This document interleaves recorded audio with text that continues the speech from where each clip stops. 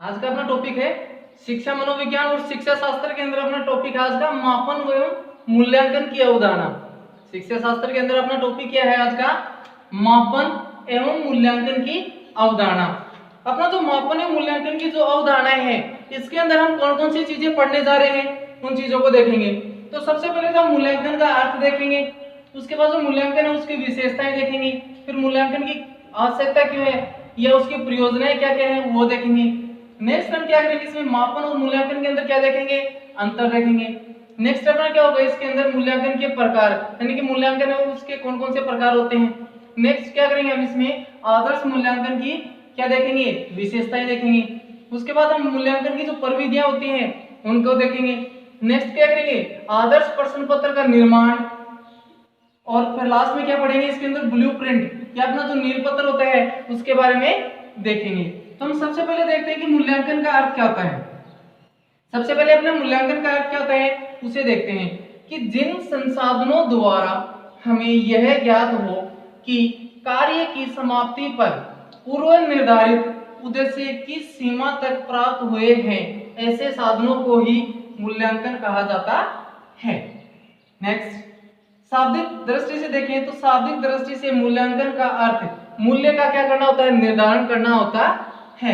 अर्थात विद्यार्थी के गुणों या उसके दोषों की व्याख्या करके उसके संबंध में उचित निर्णय लेना ही क्या है, मूल्यांकन है। और अपना बड़ा इंपॉर्टेंट है कि हमसे कोई ये पूछे कि विद्यार्थी के गुण दोषों की व्याख्या करके, गुण दोषों की व्याख्या करके उसके संबंध में उचित निर्णय देना ही कहलाता है, तो क्या कहलाता है, मूल्यांकन कहलाता है। अपना मूल्यांकन क्या है कि मूल्यांकन विद्यालय कक्षा और अध्यापक द्वारा निर्धारित उद्देश्यों की प्राप्ति तथा गुण अवगुण की जांच करना है। मूल्यांकन क्या होता है कि जो अपना विद्यालय होता है, जो शिक्षक और जो कक्षा कक्ष होता है, उनके जो उद्देश्य निर्धारित किए जाते हैं, उन उद्देश्यों को कहां तक प्राप्त किया है, उन उद्देश्यों की प्राप्ति में कौन से गुण अवगुण रहे हैं, उन चीजों की जांच करना ही क्या कहलाता है, अपना मूल्यांकन कहलाता है। मूल्यांकन के संबंध में कोठारी आयोग ने एक परिभाषा दी है, क्या है कि मूल्यांकन एक सतत प्रक्रिया है, यानी कि मूल्यांकन की एक सतत प्रक्रिया है, यानी कि हमेशा चलने वाली क्या होती है कि प्रक्रिया होती है। यह शिक्षा प्रणाली का एक ऐसा अंग है जिसका शिक्षण उद्देश्यों के साथ घनिष्ठ संबंध होता है। ये बात किसने कही है, कोठारी आयोग ने कही है। नेक्स्ट बात करते हैं कि उपलब्धि परीक्षणों के द्वारा विद्यार्थियों के ज्ञानात्मक पक्ष का मापन तो किया जा सकता है, लेकिन उसके भावात्मक, क्रियात्मक, सृजनात्मक, रचनात्मक, व्यक्तित्व, उसकी रुचि, उसकी अभिरुचि, सामाजिकता, अभिवृत्ति आदि पक्षों की जांच करने के मापन के स्थान पर मूल्यांकन प्रणाली को अपनाया गया है। क्योंकि उपलब्धि परीक्षण से क्या होता है कि बच्चे ने कितने अंक हासिल किए हैं उसके क्या कर सकते हैं, उनको अंकों के अंदर क्या किया जाता है, मापा जाता है। लेकिन उसका क्या नहीं होता है, उसकी सृजनात्मकता, उसके भावात्मक, क्रियात्मक यानी उसके व्यक्तित्व, उसकी रुचि, अभिरुचि, सामाजिकता और अभिवृत्ति का क्या नहीं हो पाता है, मूल्यांकन नहीं हो पाता है, उसका मापन नहीं हो पाता है। इसलिए इसके स्थान पर, मापन के स्थान पर किसको अपनाया जाता है, मूल्यांकन प्रणाली को अपनाया जाता है। क्योंकि मूल्यांकन प्रणाली के अंदर क्या होता है कि उसकी गुणात्मक और मात्रात्मक दोनों ही प्रकार की क्या हो जाती है, सूचनाएं प्राप्त हो जाती हैं। इसलिए मापन की बजाय मूल्यांकन क्या होता है, सर्वश्रेष्ठ होता है। क्योंकि मूल्यांकन के अंदर क्या होता है, जो अपने बच्चा तो उसके गुणात्मक और मात्रात्मक दोनों ही प्रकार की क्या हो जाती है, सूचनाएं प्राप्त हो जाती हैं। अब देखते हैं मूल्यांकन की विशेषताएं, यानी कि हमने मूल्यांकन का अर्थ देख लिया है। उसके बाद अब बात करते हैं कि मूल्यांकन की विशेषताएं। यहाँ से प्रश्न पूछता है कि निम्नलिखित में से मूल्यांकन की विशेषता है या नहीं है। तो कौन कौन सी मूल्यांकन की विशेषताएं होती हैं उनको देखते हैं कि मूल्यांकन निरंतर चलने वाली सतत प्रक्रिया होती है, यानी कि मूल्यांकन है वो क्या करता है, निरंतर चलता है, यानी कि क्या होती है, सतत प्रक्रिया होती है। नेक्स्ट मूल्यांकन एक व्यापक अवधारणा है। मूल्यांकन क्या होता है कि व्यापक अवधारणा होती है, क्योंकि मूल्यांकन के अंदर उपलब्धि परीक्षण और मापन को क्या किया जाता है, शामिल किया जाता है।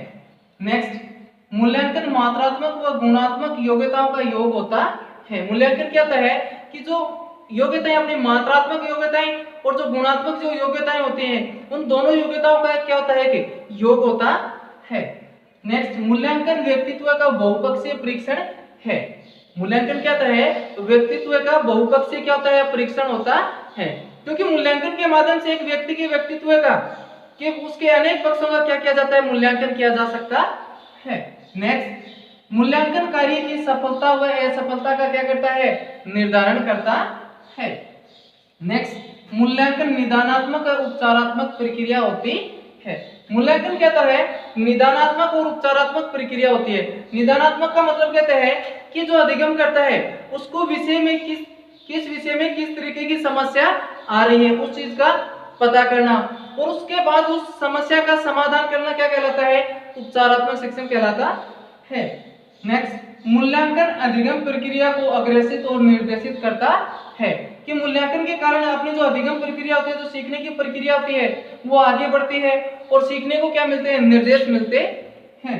नेक्स्ट, मूल्यांकन एक सहकारी और सकारात्मक प्रक्रिया होती है। मूल्यांकन है वो क्या होती है? एक सहकारी और सकारात्मक क्या होती है? प्रक्रिया होती है। इसमें सहकारी का मतलब क्या होता है कि मूल्यांकन के अंदर शिक्षक, छात्र और अभिभावक इन सभी का क्या होता है? एक अहम रोल होता है। नेक्स्ट, मूल्यांकन एक व्यक्तिगत प्रक्रिया होती है। नेक्स्ट, मूल्यांकन एक निर्णयात्मक प्रक्रिया है जिसमें 3 बातों का निर्णय किया होता है। यानी कि अपना जो मूल्यांकन होता है वो क्या होती है? निर्णयात्मक क्या होती है? प्रक्रिया होती है, और इसके अंदर 3 बातों का निर्णय किया जाता है कि जो अपने अधिगम के जो लक्ष्य हैं वो लक्ष्य किस सीमा तक प्राप्त हुए हैं। हमने कोई चीज सीखने के जो लक्ष्य निर्धारित किए थे उसको हमने किस सीमा तक उसको प्राप्त किया है वो होता है। दूसरा क्या होता है? जो अपेक्षित व्यवहारगत परिवर्तन है वो किस सीमा तक हुआ है उसका निर्धारण होता है किसके द्वारा? मूल्यांकन के द्वारा। तीसरा क्या था अपना? जो अधिगम अनुभव कितने प्रभावशाली रहे हैं, इस बात का, इन तीनों बातों का निर्धारण किसके आधार पर किया जाता है? मूल्यांकन के आधार पर किया जाता है। नेक्स्ट हम बात करते हैं मापन और मूल्यांकन में अंतर। अपना जो मापन और जो मूल्यांकन होता है दोनों के अंदर क्या डिफरेंस, दोनों के मध्य क्या डिफरेंस होता है उस चीज को देखते हैं। तो अपना जो मापन होता है उसका क्षेत्र क्या होता है? सीमित होता है, कि मापन का क्षेत्र क्या होता है? सीमित होता है, क्योंकि मापन के अंदर केवल और केवल क्या किया जाता है कि जो अपना ज्ञानात्मक पक्ष होता है उसकी क्या की जाती है? जांच की जाती है। नेक्स्ट बात करूंगा मूल्यांकन की, तो मूल्यांकन का क्षेत्र क्या होता है? व्यापक होता है, क्योंकि इसके अंदर ज्ञानात्मक पक्ष के साथ में उसके भावात्मक पक्ष है, उसकी सृजनात्मकता है, व्यक्तित्व परीक्षण है, इन सभी की क्या की जाती है। यानी कि उसके मूल्यांकन में क्या होता है कि विविध पक्ष क्या होते हैं? शामिल होते हैं। नेक्स्ट अपना जो मापन होता है वो क्या होता है कि मापन के अंदर केवल और केवल क्या मिलती है? मात्रात्मक जानकारी मिलती है, यानी कि जो भी जानकारी मिलती है मापन के अंदर उसको किस में व्यक्त किया जाता है? मात्रात्मक रूप में व्यक्त किया जाता है। नेक्स्ट, मूल्यांकन के अंदर क्या होता है कि इसमें मात्रात्मक व गुणात्मक दोनों ही जानकारियां क्या होती हैं? प्राप्त होती हैं। नेक्स्ट अपना जो मापन होता है कि मापन को प्राप्तांक, प्रतिशत तथा औसत के अंदर क्या किया जाता है? व्यक्त किया जाता है कि इस बच्चे ने इतने प्राप्तांक प्राप्त किए हैं, इतने प्रतिशत हासिल किए हैं। नेक्स्ट, मूल्यांकन में क्या होता है कि मूल्यांकन के अंदर श्रेणी व ग्रेडिंग में क्या किया जाता है? व्यक्त किया जाता है। नेक्स्ट, मापन में क्या होता है कि मापन परंपरागत परीक्षण तक ही क्या होता है? सीमित होता है। परंपरागत परीक्षण का मतलब क्या होता है? उपलब्धि परीक्षण तक ही क्या होता है? मापन संभव होता है। नेक्स्ट बात करें मूल्यांकन की, तो मूल्यांकन में लिखित परीक्षणों के साथ साथ रुचि, अभिरुचि, सृजनात्मकता व व्यक्तित्व का क्या किया जाता है? परीक्षण किया जाता है या उसकी जांच की जाती है। नेक्स्ट मापन में देखते हैं कि मापन में केवल विषय संबंधी योग्यताओं की क्या होती है? जांच संभव होती है। मूल्यांकन में क्या होता है कि इसमें अपेक्षित व्यवहारगत परिवर्तनों एवं भावों की क्या की जाती है? जांच की जाती है। नेक्स्ट अपना जो मापन होता है कि मापन में समय, धन व परिश्रम कम लगता है।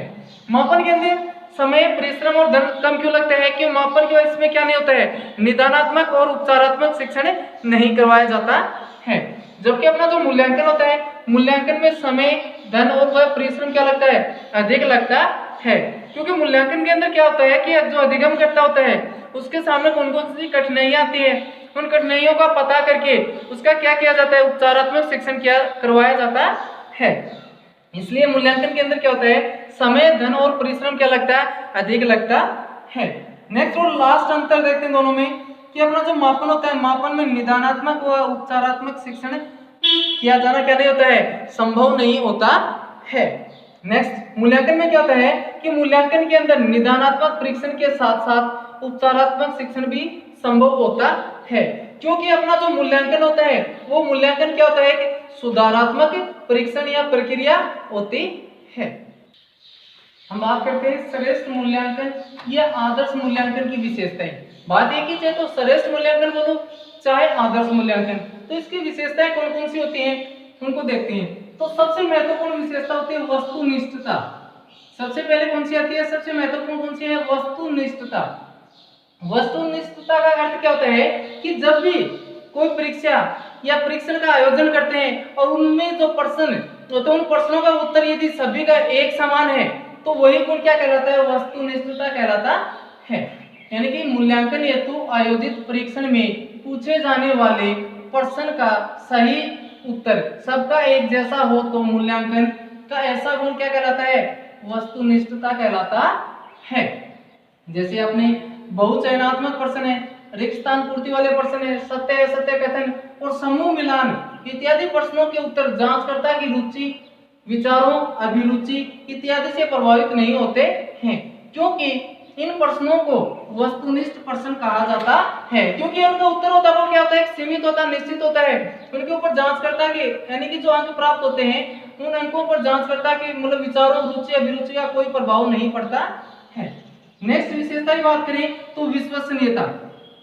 विश्वसनीयता ये क्या होती है, अर्थात जो मूल्यांकन होता है वो कैसा होना चाहिए, विश्वास योग्य तथा सुसंगत होना चाहिए।